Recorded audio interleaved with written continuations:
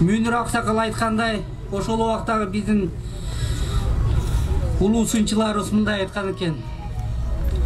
Ошондо да Дезертир Исмайыл менен аялы Сейденин трагедиялуу тагдырына ар кандай сын айткан өз мекендеш, калемдештерим, өздөн чыккан жаптар болгондугуна таң калганмын. Бетме-бет Кыргыз драма театрында сахналаштырып, өнөрдүн башка түрүнө өткөндө да кыргыз сынчылары өзөртө тепкиге алган дейт. Дүйнө жүзүн дүңгүрөтө турган бизден уул кыздар чыгат деген ойдомун. Чыңгыз атабызды көп кырдуу инсан десем дагы жаңылышпайм. Көп кырдуу инсан, көп кырдуу талант кыргыз элинин тарыхына кошкон салымы абдан зор.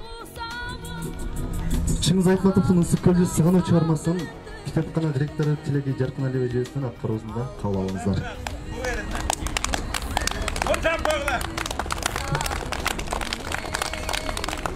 Саламатсыңарбы? Мына бүгүн кыргыз эл баатыры, кыргыз эл жазуучусу, биздин залкар жазуучубуз Чыңгыз Айтматовдун туулган күнүнө арналган ошол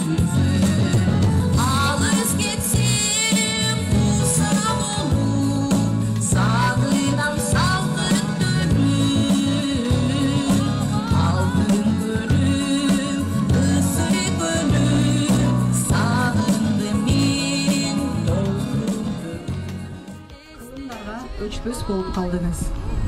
Өтүп жатат сизде эскерүү күнүбүз.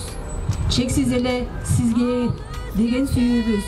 Кыйкырсак да бүт ааламга жар салып, аттиң арман жетпейт сизге өнүбүз. Эмгек менен көтөрүлгөн баркыңыз, дүңбүрөгөн жазуучулук даңкыңыз, окуганда сиз жараткан китепти жүрөк эргип жазуучу эле жарпыбыз. Туу чокуну багындырып алдыңыз, кыргыз туусун желбиретип салдыңыз, кыргыз үчүн абийир атак жаратып, кылымдарга өчпөс болуп калдыңыз.